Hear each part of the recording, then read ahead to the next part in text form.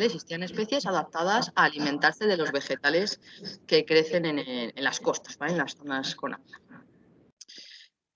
Bueno, pero ¿qué pasa? Que si vemos el árbol genealógico de los mamíferos, ¿vale? Esto sería el árbol de la evolución de nuestro grupo, de todos los mamíferos. Fijaros, los que están aquí marcados en morado serían los grupos de mamíferos marinos. Veis que no tenemos un ancestro común, ¿vale? No es que sea un grupo que se adapta a vivir en el agua y de ahí surgen un montón de formas, sino que de distintos grupos de mamíferos, ¿vale? Los osos o los artiodáctilos, que serían pues, las vacas, los antílopes, los ciervos, pues algunos grupos van a pasar a vivir en el agua, ¿vale? ¿Esto qué quiere decir? Que lo que engloba a estos animales es que todos se han adaptado a vivir en el agua, no tienen un ancestro común, ¿vale? Bueno, y el adaptarse a vivir en el agua va a suponer un montón de cambios en la anatomía, en el cuerpo de los animales. Vamos a tener cambios en la morfología externa, en cómo es la apariencia del animal, en los huesos, ahora veremos, se van a modificar un montón de cosas. En los órganos internos también, ¿vale? Porque pensad, no es lo mismo beber agua dulce que beber agua salada, por ejemplo, ¿vale? Los riñones van a tener que cambiarse, o ver en tierra y ver en el agua, o oír, ¿vale? El oído va a modificarse mucho, claro, el agua es un medio mucho más denso, entonces no van a poder oír igual que se oiría en tierra. Y también en el comportamiento de los animales, ¿vale? En cómo se alimentan, cómo nacen las crías, ¿vale? Por ejemplo, las crías de los animales terrestres nacemos todas de cabeza, ¿no? Cuando nacemos los humanos, lo primero que sale es la cabeza. Pero los animales acuáticos van a nacer de culo, ¿vale? Lo primero que sale es la cola, ¿vale? Bueno, pues vamos a ver toda una serie de cambios. ¿Todo esto para qué? Para terminar pareciéndose lo más posible a un pez, ¿vale? Si os imagináis un sirenio o una ballena, un delfín, una foca, la forma nos recuerda muchísimo a un pez, ¿vale? Van a desarrollar aletas, van a tener un cuerpo horizontal, ¿vale? Porque es la forma más efectiva para poder nadar, ¿vale? Para mejorar la hidrodinámica del cuerpo, para poder nadar rápido y bien en el agua. ¿De acuerdo? ¿Sí? ¿Sí? ¿Todo claro por ahora? Sí. ¿Vais entendiendo todo hasta ahora? Sí. Muy bien. Muy bien. Bueno, pero hemos dicho entonces que estos mamíferos, aunque ahora sean acuáticos, se han adaptado a vivir en el mar. O sea que han evolucionado a partir de un animal terrestre. Por ejemplo, este rorcual. ¿Os imagináis cómo era el animal del que han evolucionado estas ballenas? ¿Cómo tendría que ser? ¿Cómo pensáis que tendría que ser este animal cuando estaba en la tierra? Con patas. ¿Con patas? Muy bien. Pero si no, no se podría mover, ¿no? ¿Pero las patas tendrían que ser grandes o pequeñas? ¿Cómo pensáis? Claro, no se podría sujetar. Claro. ¿Y por dentro también? ¿Qué tendría que haber cambiado para que pueda vivir en el agua? Pulmones. ¿Branquias y pulmones? ¿Van acertados, Esther? Bueno, en realidad los pulmones, o sea, los mamíferos acuáticos todos tienen pulmones. El tema, lo de las branquias se lo dejamos solo para los peces, eso no va a cambiar. Pero sí que va a cambiar, por ejemplo, las costillas, ¿vale? Porque estos animales necesitan coger mucho aire y aguantar mucho tiempo debajo del agua. Entonces, la caja torácica sí que se va a modificar. O sea, que es como si estuvieran buceando. Claro, claro. Necesitan tener mucho oxígeno en el cuerpo para poder estar 1 o 2 horas o el tiempo que haga falta debajo del agua, ¿vale? Pero todos tienen pulmones, eso sí, eso no se va a cambiar. Bueno, pues creo que tenéis más o menos idea, pero no sé si os habéis imaginado nunca realmente cómo es. Fijaros, esto es Paquicetus. Esta es la primera o una de las primeras ballenas que existieron, ¿vale? Y vivió hace 55 millones de años en Pakistán, ¿vale? En Asia. Eso les ha sorprendido mucho, ¿eh? Dicen que Sí. parece una hiena en vez de una ballena. Sí, la verdad que parece una hiena, pero no, en realidad es una ballena, ¿vale? Y las ballenas, además estos animales están relacionados, como os decía antes, con los artiodáctilos, ¿vale? Están muy relacionados con las vacas, con los ciervos, ¿vale? Con ese tipo de animales los hipopótamos incluso, es de donde van a surgir las ballenas, ¿vale? Donde van a evolucionar este tipo de animales como paquicetos, ¿vale? Y como bien decíais, pues es un animal con 4 patas, fijaos que tiene pelo, tiene orejas, tiene una cola como la de un perro, ¿vale? Entonces, fijaros, pensad todos los cambios que se van a producir desde un animal como Paquicetus hasta lo que es una ballena actual, ¿vale? O un delfín. Bueno, pues el registro fósil, los fósiles que encontramos, nos permiten entender cómo han sido todos estos pasos y cómo han ido cambiando los animales, ¿vale? Por ejemplo, fijaros, todo esto que veis aquí son ballenas primitivas, ¿vale? Ballenas fósiles que ya no existen. Por ejemplo, Ambulocetus, claro, es que es un animal que todavía tenía 4 patas, pero veis que las patas ya están palmeadas. ¿Sí? Ya unas formas, claro, como las de un pato, porque es un animal que ya ha empezado a adaptarse a vivir en el agua y necesita pues, mejorar su forma de nadar. Por ejemplo, este que vivió un poquito después, Georgiacetus, pues ya empieza a tener una cola aplanada, ¿vale? Una cola horizontal, como la que tienen las ballenas ahora.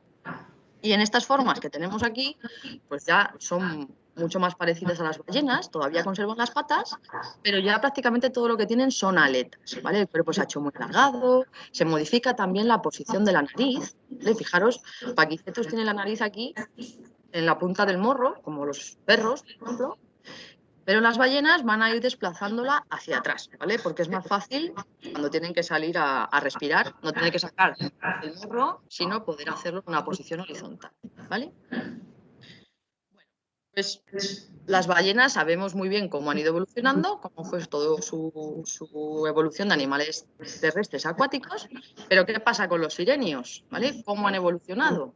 Bueno, pues el primer sirenio que conocemos, el más primitivo, es Pezosiren, ¿vale? Que es un animal que vivió en Jamaica hace 45 millones de años, ¿vale? Aquí en la zona del Caribe. Y Pezosiren, pues también era un animal de 4 patas, que probablemente tenía pelo, tenía orejas, y también tenía una cola como la de un perro o un gato. ¿Vale? Pero ya vamos a empezar a ver algunas cosas que nos hacen pensar que es un animal anfibio, ¿vale? Por ejemplo, el hocico, veis que empieza un poco a girarse hacia abajo, ¿vale? Es una característica que tienen los sirenios actuales porque les permite comer de una forma más cómoda por el fondo del agua, ¿vale? En vez de tener que agachar toda la cabeza, pues al tener el morro así, pueden moverse horizontalmente, ¿vale? Entonces, Pezosiren es una forma anfibia, ¿vale? Probablemente pues, pasaba parte del tiempo en tierra, pero se alimentaría en el agua, ¿vale? Ya es un animal herbívoro y acuático. Bueno, entonces, ¿qué cambios vamos a ver en los sirenios? Fijaros, esto es un esqueleto de un manatí actual, ¿vale? De Pithecus manatus. ¿Qué vemos? Pues fijaros que ha cambiado la forma del cuerpo, mucho más rechoncha, ¿vale? Son lo que se llaman los cuerpos fusiformes, que hacen esa forma un poco también como un cuerpo de pez. Le va a desaparecer el pelo, ¿vale? Porque el pelo en tierra nos permite conservar la temperatura. En el agua no nos beneficia nada tener pelo. Van a desaparecer las orejas, porque la forma de oír va a ser diferente en el agua. Los brazos, ¿vale? Lo que antes eran unas patas para andar en tierra, pues ahora se van a transformar en una especie de aletas, ¿vale? Que les permiten moverse por el fondo. No las utilizan para nadar, como una ballena, sino que las utilizan para desplazarse por el fondo. Una cosa muy importante, que luego veremos por qué, fijaros, van a desaparecer por completo las patas traseras, ¿vale? Las piernas las van a perder. Lo único que queda es un pequeño hueso de lo que antiguamente fue la pelvis de estos animales, ¿vale? Pero las patas desaparecen por completo. La cola se va a hacer plana, ¿vale? Y horizontal, les va a permitir propulsarse en el agua. Y bueno, y luego van a tener otras cuestiones, otras características en los huesos que veremos también después. Bueno, pues ahora que tenéis más o menos una idea, espero, si tenéis alguna duda, preguntad cuando queráis, de lo que es un sirenio y de cómo es un poco los cambios que se han producido en su evolución, pues os voy a contar un poco cómo trabajamos los paleontólogos, cómo llegamos a tener estas ideas de cómo eran estos animales fósiles, ¿vale? Entonces, para eso vamos a tener que seguir pues, toda una serie de fases en nuestro estudio.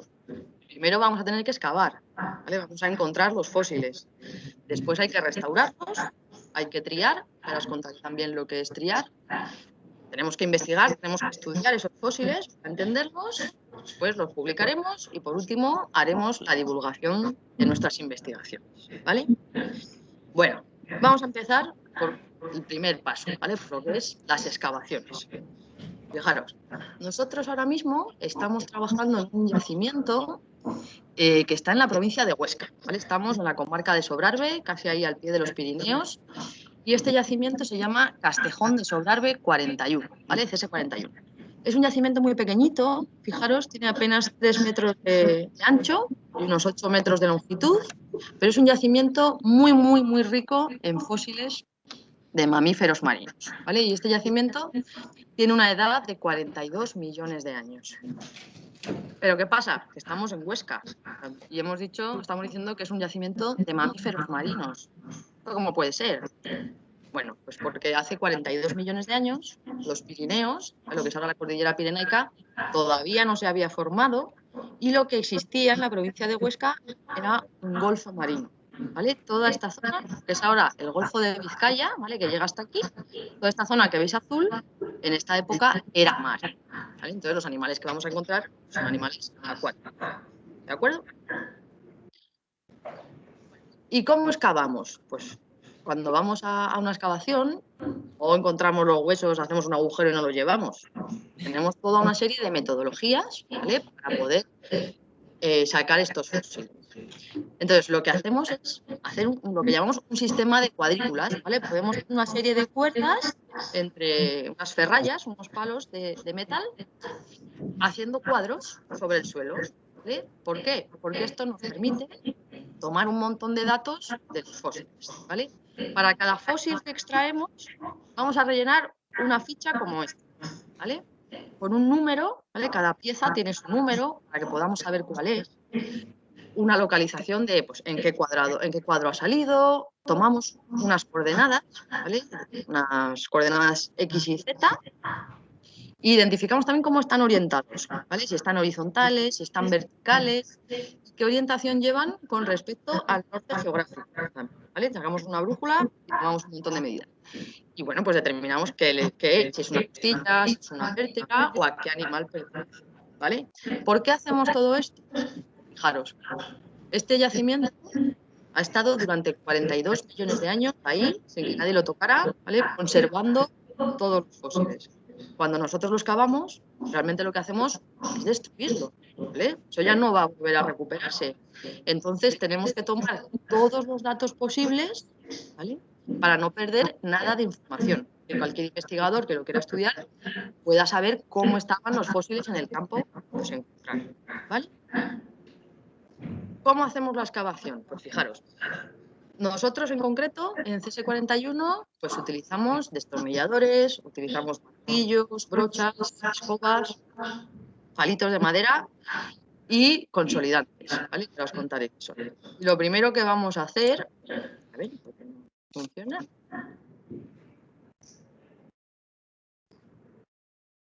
Bueno, no sé por qué no funcionan los vídeos. Bueno, lo primero que vamos a hacer es barrer, ¿vale? Barrer la superficie para dejarlo muy, muy limpio y poder ver bien los fósiles. Y después, con los destornilladores, vamos a ir levantando poco a poco toda la tierra, ¿vale? Hasta que encontramos un fósil, como esto que veis aquí, ¿vale? Esto que veis es una costilla. Es que es un poco difícil diferenciarlo de la tierra. ¿Lo veis? No se ve claramente como sale muchas veces en las películas, que pasa una brocha y sale todo el esqueleto completo. No funciona así, ¿vale? Realmente es un trabajo complicado, hay que ir muy despacito, quitando toda la tierra, y después pues vamos a echarles esto que os decía, los consolidantes, que es un pegamento que hacemos nosotros con resinas y con acetona, lo vamos echando por encima de los fósiles, porque los fósiles son muy, muy frágiles, ¿vale? Se rompen enseguida, en cuanto quitas toda la tierra de encima empiezan a fracturarse. Entonces con eso vamos haciendo que estén más duros y así pues poder excavarlos y poder sacarlos sin que se rompan, ¿vale? Bueno, pues fijaros, esto que se veía aquí, que parecía que no era nada, es una costilla completa, ¿vale? Esto es una costilla, esto es otra, y estos son las vértebras del cuello de un chicle, ¿vale? Bueno, pues cuando ya tenemos limpio todo el fósil y sabemos lo que es, lo que vamos a hacer es engasarlo, ¿Qué es engasar? Pues es poner trocitos de gasa encima del fósil, ¿vale? Aplicando también resinas para hacer como una especie de carcasa, ¿eh? Una carcasa que se queda dura